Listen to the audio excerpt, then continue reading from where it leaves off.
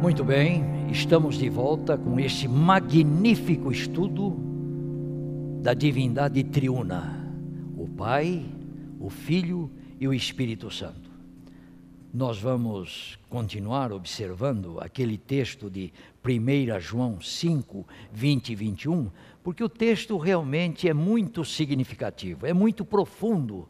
E nós temos mais alguma coisa para ver nesta passagem que realmente importa muito a cada um de nós, como pecadores que ansiamos pela vida eterna que Jesus pode nos dar através do seu próprio sacrifício, né? Então vejam bem, Jesus assumiu a penalidade dos nossos pecados.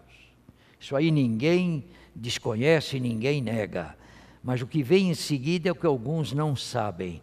Ele assumiu a penalidade dos nossos pecados como Deus e homem, assumindo as duas naturezas. E ele não deixou de ser Deus no momento que encarou a cruz para nos salvar, não é? Ele continuou Deus e ali morria como um ser humano, ok? Vejam bem, como homem, ele morreu a morte eterna. Jesus não morreu uma morte comum, normal, que o ser humano enfrenta aqui todos os dias. Todos os dias existem pessoas morrendo. Essa morte não é a morte eterna de que fala a Bíblia, mas a morte que Jesus amargou na cruz do Calvário foi que tipo de morte? A morte eterna. Agora vejam, se foi a morte eterna, como é que ele conseguiu voltar? Como é que ele conseguiu voltar à vida, ressuscitar? Ali está, ó. Mas como Deus verdadeiro que é, e como vida eterna que é, ele se levantou da morte eterna, como primeiro fruto e garantia da nossa própria ressurreição. Amém, meus irmãos. Louvado seja o nome de Jesus, porque ele triunfou na cruz. Agora, qualquer um podia perguntar, mas como triunfou se morreu? Ah, ele morreu e a sua morte foi o triunfo, não é? Morreu a morte eterna, mas com a morte de Jesus, a morte eterna encontrou a própria morte. Louvado seja o seu nome, não é? A ressurreição de Jesus é a maior evidência de que sua morte destruiu o poder da morte. Sua ressurreição foi o primeiro resultado de sua morte triunfante. Como tal, ela é uma demonstração de sua divindade. Os que negam a divindade de Cristo se veem no dilema de também negar-lhe o poder de ter ressuscitado a si próprio. Assim acontece, por exemplo, com as TJs. Vocês sabem quem são as TJs? Testemunhas de Jeová, que não aceitam a Trindade, não aceitam a divindade de Jesus, a divindade do Espírito, não creem na Trindade. Então diz ali, ó, o diferente ponto de vista da ressurreição de Jesus, sustentado pelas TJs, por exemplo, não é senão um reflexo do conceito que sustentam sobre a divindade parcial de Jesus. Porque Jesus é simplesmente um Deus, com letra minúscula, assim creem elas, não teve parte na sua própria ressurreição, a qual foi um ato exclusivo do Pai. E aqui vem uma pergunta pertinente. Finalmente, quem ressuscitou a Jesus? Quem não acredita na divindade de Jesus e não acredita na divindade do Espírito Santo, vai dizendo logo, foi o Pai, e foi só o Pai. Mas amigos, existem textos na Bíblia que indicam claramente que Jesus participou da sua própria ressurreição. E que o Espírito Santo também participou da ressurreição de Jesus. Eu coloco aqui duas passagens do Evangelho de João como bastante para contrariar a ideia de que Jesus não tinha poder para ressuscitar a si mesmo. Querem ver as duas passagens? Olha lá. A primeira, João 10, 17 e 18. É o próprio Senhor Jesus dizendo o quê? Dizendo o quê? Dou a minha vida para a reassumir. Ele dá a vida para reassumir a vida. Ninguém tira a vida de mim. Pelo contrário, eu espontaneamente a dou. Tenho autoridade para entregar a minha vida e tenho autoridade também para reaver a minha vida. Então eu pergunto, amigos, Jesus poderia ser menos do que Deus e fazer isto que ele disse que podia fazer e fez? A segunda passagem, João 2,19, a passagem conhecida, está lá. Ele falou lá para os judeus que vieram lá na hora que ele purificou o templo, não é? Que sinal fazes de que podes purificar o templo? Aí Jesus disse, destruí este santuário e em 3 dias eu o levantarei. Aí os judeus não entenderam, mas peraí, não sei quantos anos esse templo foi levantado e agora você vem dizer que em 3 dias o reconstrói? Mas João explica que Jesus estava falando do santuário do seu corpo. Ele diz, então, em outras palavras, matem o meu corpo, e em 3 dias eu levanto o meu corpo. Em outras palavras, eu pergunto, Jesus participou da sua própria ressurreição? Por que participou? Mas se ele não morreu, como é que um morto participa de alguma coisa? Ah, ele morreu como ser humano, mas ele tinha a sua natureza divina. Como Deus, ele ressuscitou a si próprio, não é? A si próprio. Há lá nos evangelhos essas duas passagens. Insisto, todavia, que isto é possível, porque ele é o verdadeiro Deus e a vida eterna. Isto que ele participar da sua ressurreição é possível, porque ele é o verdadeiro Deus e a vida eterna. Morte eterna é a consequência última do pecado, que nos separa da fonte de vida, que é Deus. De fato, morte eterna sobrevém ao pecador precisamente porque ele está separado de Deus. Eu às vezes ia ao meu quintal, cortar algumas pragas, alguns matos que nasciam lá. E uma vez meu filho, que hoje descansa, estava comigo, também ajudando ali. E eu peguei um galho que eu havia arrancado naquela hora e disse, está vendo? O galho está morto. Aí ele olhou e disse, não pai, não está morto, continua verdinho, como estava quando preso lá na planta. E eu disse, é verdade, continua verdinho, mas já está o quê? Morto. Se você não acredita, volta aqui dentro de uma semana para você ver como é que está esse galho. Vai estar todo murcho e seco. Ele está morto, já. Por que está morto? Porque foi separado da fonte de vida. Nós já estamos o quê? Mortos. Por isso é que Jesus disse, deixa os mortos sepultar os seus mortos. Porque todo aquele que está separado de Deus já está o quê? Morto. Por que que com Jesus nós podemos ter vida eterna? Porque quando nos unimos com Jesus, nós nos unimos a quem? A Deus. E Deus é a fonte de vida. E o próprio Jesus disse, eu sou o caminho, a verdade e a vida. Ninguém vem ao Pai senão por mim.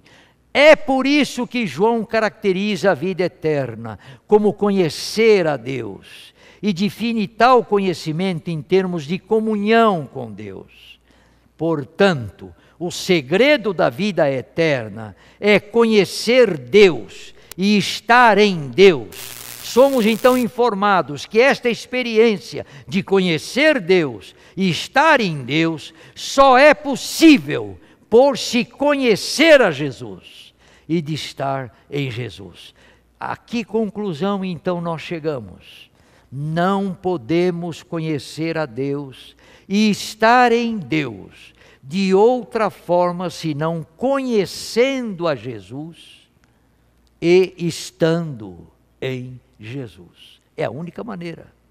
Em João, vida eterna consiste não em qualquer simples existência aqui ou depois, não importa a duração. Fundamenta-se essencialmente na realidade da comunhão com Deus.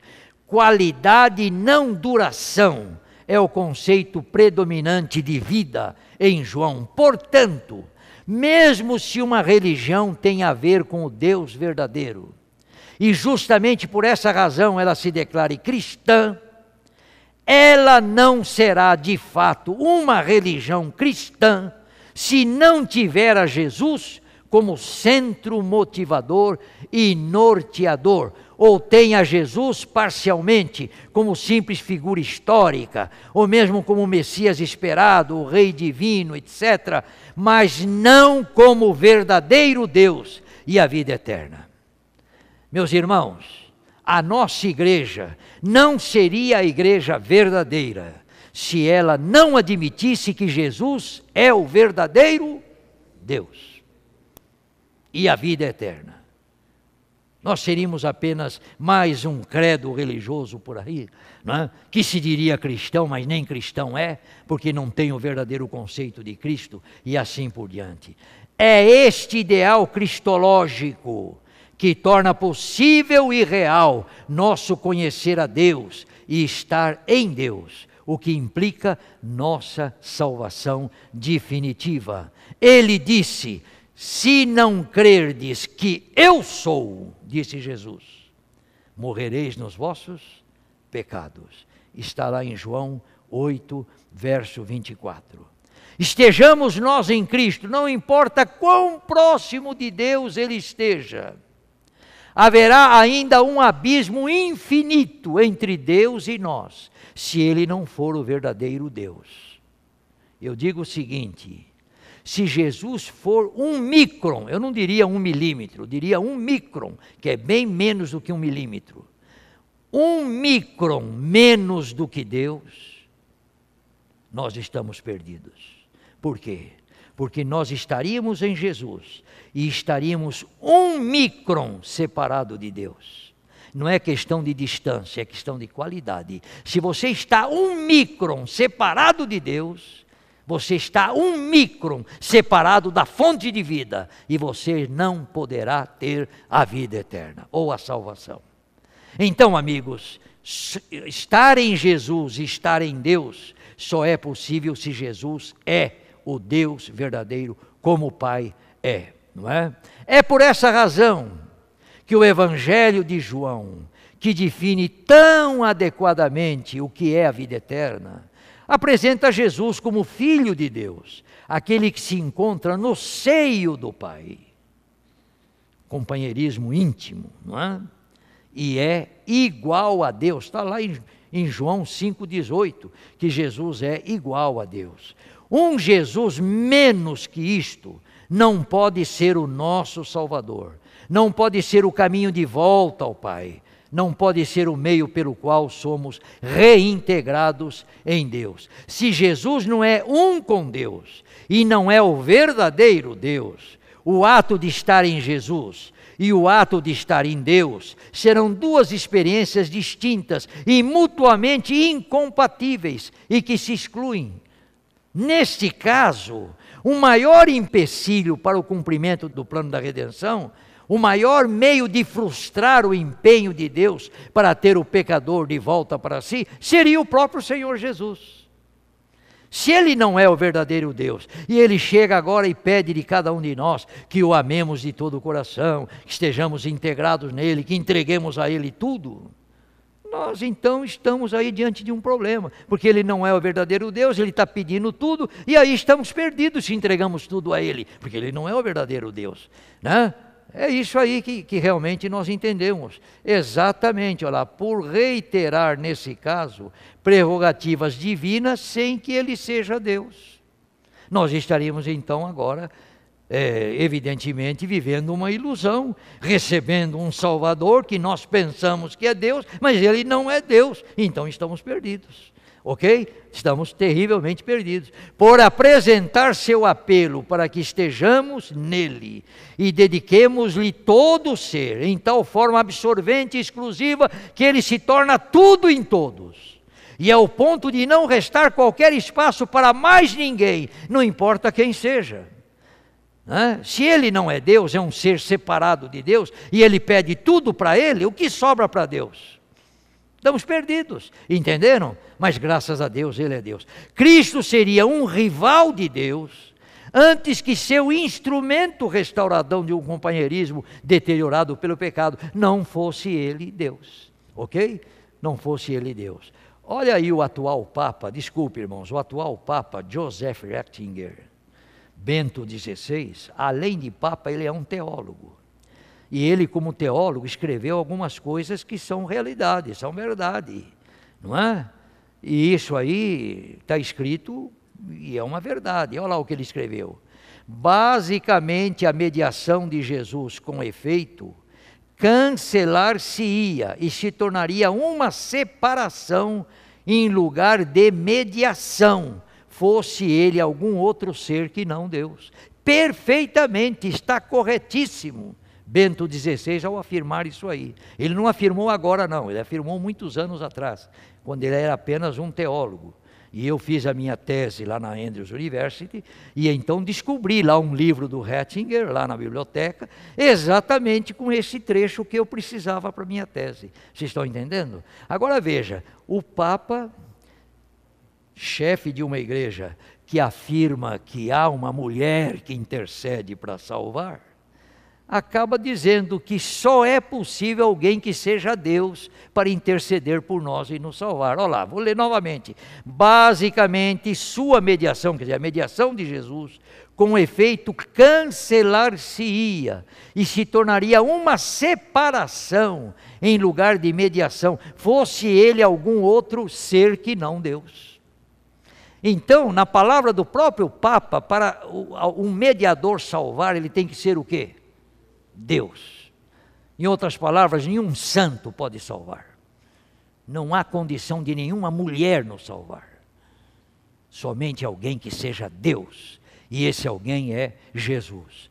Olha como ele continua. Ele, então, conduzir-nos-ia não para Deus, mas para longe de Deus.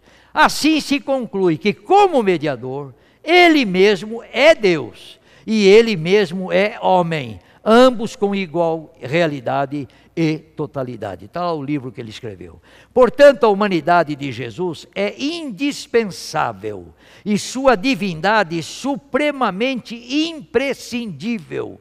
Imprescindível. Somente se ele é de fato um homem, como nós, pode ele ser nosso mediador. E somente se ele é de fato Deus, alcança a mediação o seu propósito. Se não for assim, não adiantará nada a sua mediação. Assim entendido, não é difícil ver como o rígido monoteísmo de qualquer tipo de unitarianismo, unitarianismo é aquele que não acredita na Trindade, não pode realmente oferecer uma solução para o impasse da separação entre Deus e o homem causado pelo pecado. Não somos capazes de nos ligar a Deus, exceto em Jesus Cristo. E se Ele não é Deus, então não há caminho para Deus. O monoteísmo absoluto torna Deus um tipo de monarca constitucional. A fé não trata com esse monarca, apenas com os seus ministros. É o que realmente acontece. Isto não é apenas insuficiente para a salvação, isto conspira contra a nossa salvação. Esse fato de Jesus não ser Deus. Desde que Cristo, todavia, é verdadeiramente Deus e verdadeiramente homem, nosso estar nele e seu estar em nós ligam-nos a Deus e então somos salvos. O processo de restauração de companheirismo quebrado pelo pecado é plenamente restaurado através de Jesus. Com razão, Ellen G. White diz, novamente aí vamos ver, a divindade de Cristo é a certeza de vida eterna para o crente. Meu querido amigo, se você não acredita na divindade de Jesus, tampouco você pode ter certeza de vida eterna, porque a divindade de Jesus, diz ela, é a certeza da vida eterna. E nós podemos ter essa certeza recebendo a Cristo como divino em nossa vida. Portanto, não se pode afirmar que se mantém uma experiência de companheirismo com Jesus e outra com o Pai, como se fossem dois companheirismos distintos. Não, não é possível desfrutar companheirismo com o Pai fora do companheirismo com o Filho. Não existe companheirismo com o Pai, exceto através do companheirismo com o Filho. Não podemos sequer imaginar que estamos em toque com um, sem estar simultaneamente em toque com o outro. Isto significa que Jesus não é deixado para trás, tão logo o companheirismo com o Pai se torna uma realidade através do companheirismo com o Filho. Bem, meu querido Jesus, agora já estou em comunhão com o Pai, agora eu não preciso mais do Senhor. Não, isso não existe. Por quê? Porque diz ali que é através do companheirismo do Filho, como se a função deste tivesse sido executada e seus préstimos não fossem mais necessários. É através do companheirismo com Jesus que o nosso companheirismo com o Pai continua indefinidamente. Olha lá, é o companheirismo prosseguido e culminado através de Jesus. E se torna contínuo e intensivo apenas se o companheirismo com o Filho é mantido. No momento que você deixa de estar em comunhão com o Filho, você deixou de estar em comunhão com o Pai, e você está perdido.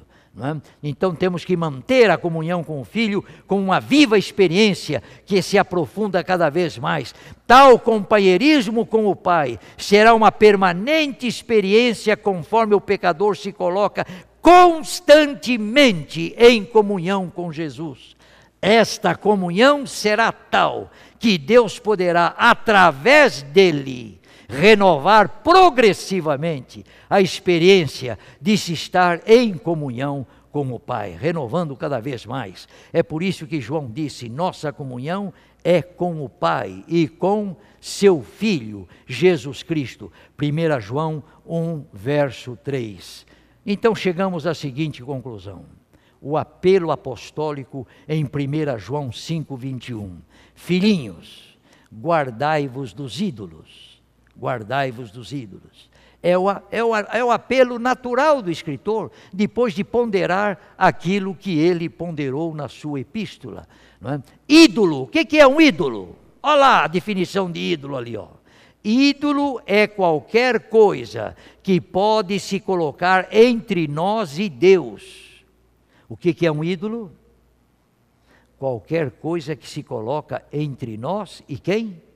E Deus. Então nos separa de Deus. O ídolo fica aí na frente, nos separando de Deus. Qualquer coisa que pode tomar o lugar que é devido exclusivamente a Deus em nossa vida. Isto é um ídolo. E ali diz a melhor forma de nos guardarmos dos ídolos. Qual é? Estar em quem? Estar em Jesus. O mais caloroso amor por Jesus. O mais familiar intercurso com Jesus, o mais afeiçoado apego a Jesus, a mais terna e confiante recepção de Jesus, nunca serão idolatria, nunca, pois Ele é o verdadeiro Deus e é a vida eterna. Não há a mínima possibilidade de você pecar. Que pecado, hein? Que pecado? Esse pecado aí, ó. Chamado cristolatria. Não existe esse pecado, porque por mais que você adore a Jesus, você está adorando o verdadeiro Deus. Você não está pecando, você está se unindo cada vez mais a Deus. Este pecado simplesmente não existe. Ídolos também podem ser qualquer tentativa de dar formas, substâncias reais, verdadeira e viva incorporação e realização às concepções humanas, que hoje estão correndo por aí em contrário à palavra de Deus. Concepções que dizem, olha, não existe trindade, só existe o Pai, o Filho não é Deus, o Espírito Santo não é Deus. Isso aí pode se tornar um ídolo na vida de muita gente. Ideias estranhas, diferentes da realidade da Bíblia, diferentes daquilo que a igreja ensina. E era o que estava acontecendo naquela ocasião. Aquelas concepções que de outra forma seriam indistintas, indefinidas, nebulosas, sombrias, elas transportam o que é divino para o âmbito e alcance da mão humana. O abstrato se torna pessoal, o ideal se torna real. O infinito ganha claro e distinto contorno de uma forma, de uma face que pode ser retratada, pelo menos aos olhos da mente, se não para os do corpo. Neste caso, Jesus é a única representação autêntica, viva e completa de Deus, aquele que é a própria estampa do seu ser. Assim, somente em Jesus podemos conhecer o verdadeiro, mesmo o mais elevado anjo não teria tal capacidade de revelar a Deus. Se um anjo, vamos dizer Gabriel, viesse à terra em lugar de Jesus, o que ele teria dito? Vamos dizer que Jesus não tivesse vindo o Gabriel, não é? O que ele ia dizer? Olha lá, podem ouvir a minha voz, o que eu tenho a dizer-lhes sobre Deus. Farei o meu melhor para colocá-lo perante vocês como realidade, numa representação tão viva quanto me seja possível, diria Gabriel. Mas tomem cuidado, continuaria o anjo, de não fixar seus olhos definitivamente em mim.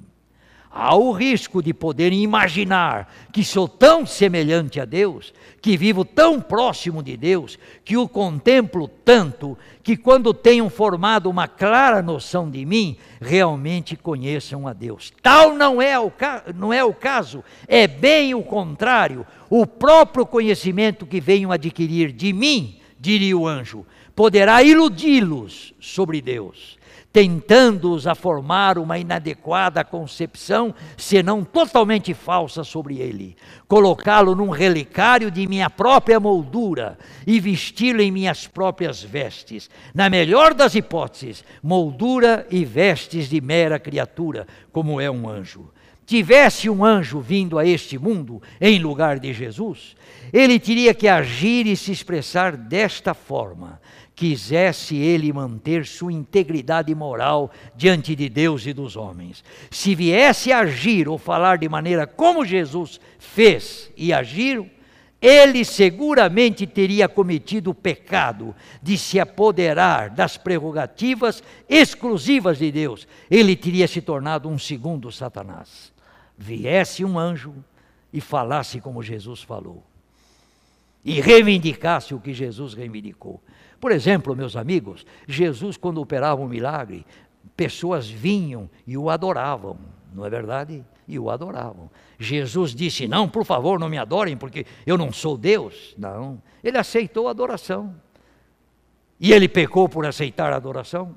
Jesus? Claro que não, porque Jesus é o verdadeiro Deus. Lembram lá da experiência de João no Apocalipse? João ficou tão entusiasmado com o que o anjo mostrou para ele. Não, isso aí é Deus. E aí foi adorar o anjo. O que o anjo disse? Por favor, não faça isto, porque eu sou um anjo, eu sou conservo teu. Sou igual a você, sou um servo tanto quanto você. Adore a quem? Adore a Deus. Mas Jesus, toda vez que foi adorado, jamais ele colocou a mão e disse, não, por favor, adore a Deus. Não. Ele não falou isto, por quê? Porque a pessoa que vinha adorá-lo estava adorando a Deus. Jesus, portanto, é Deus. Não é? Assim não foi com Jesus o verdadeiro Deus. Ele não se negou de ser adorado, porque ele é o verdadeiro Deus, e não pecou por aceitar a adoração. A exortação, então vejam agora, a exortação guardai-vos dos ídolos, tem sua razão de ser no próprio fato de que um ídolo pode ser um substituto de Cristo, o único meio para o conhecimento de Deus e para a vida eterna. É por isso que um ídolo é tão abominável para Deus. Deus diz assim, ó, a quem me comparareis para que eu lhe seja igual? Eu sou Deus e não há outro. Eu sou Deus e não há outro semelhante a mim. Não é? Cristo, todavia, pôde reiterar igualdade com Deus, pois ele disse: quem me vê a mim, está vendo a quem? Está vendo o Pai. Ele disse isto.